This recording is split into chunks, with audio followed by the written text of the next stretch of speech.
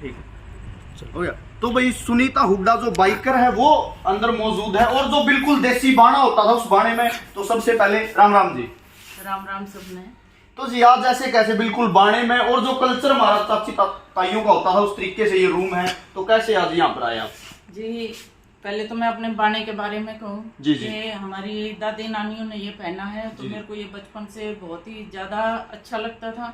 तो मुझे जब जब मौका मिलता है किसी भी खास मौके पे, मैं हमेशा दामन कुर्ता चुंदड़ी ही पहनती हूँ। चाहे वो मेरे ऑफिस की पार्टी हो या घर की कोई पार्टी हो, घर का कोई फंक्शन हो, तो मैं हमेशा इसी में मिलती हूँ। जैसे पहले रेगुलर पहनती थी, और आजकल की जो युवा पीढ़ी है वो बहुत कम, मतलब पहनती तो है ही नहीं, लेकिन इसको जानती भी नहीं। एक बार आप बता दोगे पूरा? ये कुर्ता होता है, ये दामन होता था, और एक 52 गज का दामन भी होता था। जी एक तो 52 गज का दामन होता था, जी जी, एक कंध का दामन होता था जी। तो मैंने आज ये कंध का दामन पहन रखा है। कंध का दामन जी, तो लाल दामन को कंध का दामन कहते थे।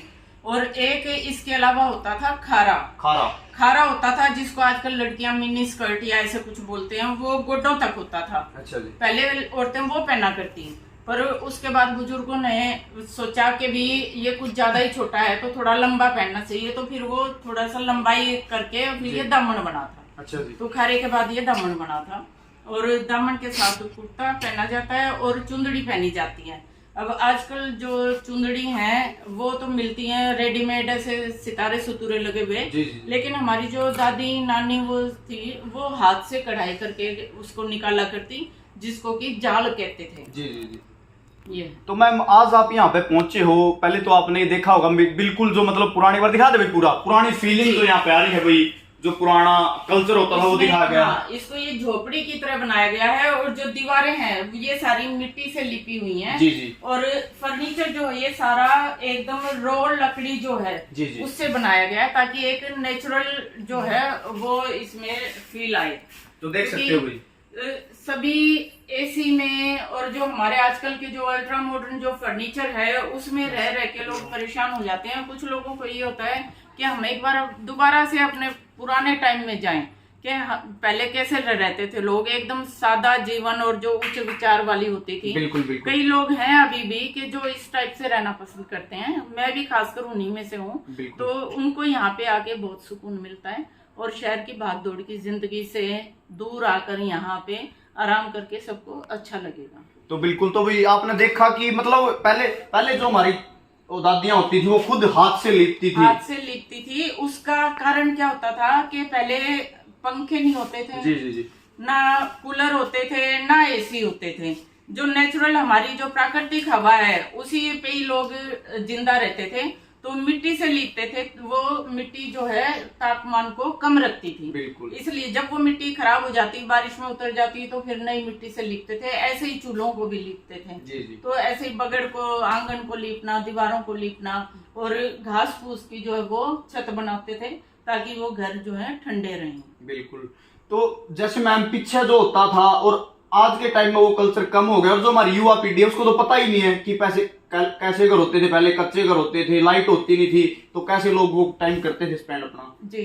तो अब हमारी एक ये उसी को ध्यान में रखते हुए ये शुरुआत की है कि कम से कम बच्चों को ये तो पता चले कि पहले लोग रहते कैसे थे। जी जी। और वो कोई ये नहीं है कि कोई मुश्किल से रहते थे, कि बड़ा जैसे वो मर पड़ के ऐसे जीते थे। वो बहुत ऐश की जिंदगी जीते थे, क्योंकि सब कुछ प्राकृतिक था, हर चीज सादा और बिल्कुल ऐसी सिंपल होती थी। और आजकल जितना हम मशीनों के पीछे और आधुनिकता के पीछे भाग रहे हैं, उतनी ही हमारे शरीर में बीमारियां भी लग गई हैं। बिल्कुल बिल्कुल। तो उसी कॉन्सेप्ट को ध्यान में रखते हुए।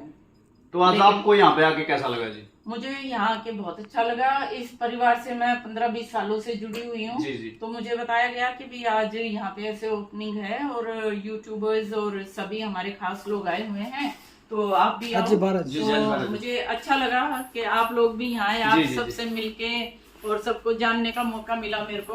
तो ये मेरे लिए एक बहुत बड़े सौभाग्य की बात है।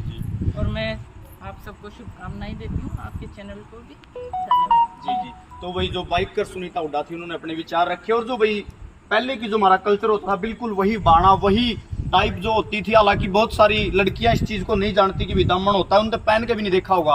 और आजकल की लड़कियों को दामन पहना दे तो वो शायद ना भी पहने, वो नहीं पहन पाती, क्योंकि हमने 1-2 जगह ट्राई किया था, उनका इतना भारी लगा कि वो उठा के वापस दे गई, बोले ये इतना भारी हम तो नहीं पहन सकते। बिल्कुल बिल्कुल। ये जो आपने श्रीमा लगा रखा है इसको क्या बोलते हैं जी? इसको बोरला कहते हैं। अच्छा जी। और बोरले के साथ एक माथा पट्टी आती है, और कानों में जो पहनते थे गोल गोल बड़े बड़े उसको बुजनी कहते हैं। और नाक में पहनती थी औरतें, जो आजकल की बड़ी औरतें एक आध दिख जाती हैं, उसको पुरली कहते हैं। पुरली, हाँ पुरली। फिर ये सतलड़ा हार, कंठी, गलसरी, मटरमाला, रानी हार, ये सब हमारी होती थी। टूम पैरों में कड़ी, छैलकड़े, रमझोल, जी जी, ये सब पहनना था। तो भाई देख सकते हो पहले जो मतलब अगर हम लोग पेपर में देखें मैम, पेपर में भी ये चीजें आती हैं और बहुत सारे बच्चे गलत करके आते हैं इनको। जी वो बस ये है कि थोड़ा सा एक इंटरेस्ट की बात हो जाती है और थोड़ा इन्फॉर्मेशन देने की भी बात हो जाती है। जी। हम अपने बच्चों को जब तक नहीं बताएंगे उनको क्या पता कि ये क्या चीज़ है। तो ये है कि भी हम भी कहीं ना कहीं इस चीज़ के लिए जिम्मेवार हैं कि हम अपने बच्चों को मॉडर्न बनाना चाह रहे हैं और पुरानी चीज़ें हम शेयर नहीं करते हैं। जी, तो जी। हमें बताना चाहिए जी जी, अपनी बोली, अपनी संस्कृति, अपनी जो जड़ें हैं उनसे हमें अपने बच्चों को जोड़े रखना चाहिए। जी जी। तो भाई मैम ने जो है अपना पूरी जो प्राचीन संस्कृति होती थी वो बताई। और जो भाई मैं आपको बताना चाहूंगा कि वैसे तो हम लोगों ने बहुत तरक्की कर ली, बहुत बड़ी बड़ी ऊंचाइयों पर हम लोगों ने मेडल जीत लिए। हरियाणा आज परिचय का मोहताज नहीं है, लेकिन अगर बात करें भाई हम लोग तरक्की कर लेते हैं, लेकिन हमारे बच्चों को भाई जो हमारा गांव होता था, जो हमारे चाचे ताऊ दादे होते थे, हमारा पुरानी जो वैली होती थी वो नहीं दिखाते। और एक गाना वो बना भी है कि अपने अपने बड़काना अपना गांव जरूर दिखाइए रहा है। तो भाई आग्रह है उन सभी से कि अपने बच्चों को अपना गांव जरूर दिखाओ। और जो जिस तरीके से नाम होता है पुरली वगैरह वगैरह, ये जो पुरानी संस्कृति होती है जो नाक कान में डाली जाती थी, वो भी उनको जरूर बताया करो, क्योंकि इससे लोग पता चलेगा और उनको भी पता चलेगा भाई किस तरीके से होता था। तो भाई फिलहाल की जो ये पूरी बातचीत थी आपको कैसी लगी, आप अपनी राय हमें कमेंट बॉक्स के जरिए जरूर दे देना। आगे जो भी अपडेट होती रहेगी हमारे चैनल पर आपको मिलती रहेगी। तब तक के लिए जय हरियाणा, जय भाईचारा।